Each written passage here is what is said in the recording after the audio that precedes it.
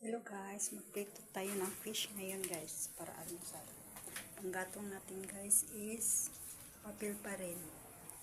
Yan guys, papel pa rin.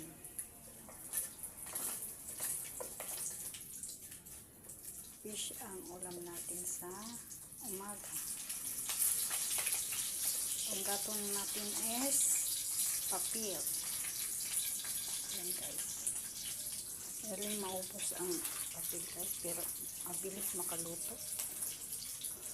Kailangan kontrolin talaga guys. Control naman dyan. Yan guys. Baliktad natin guys. Yan, sarap na yan guys.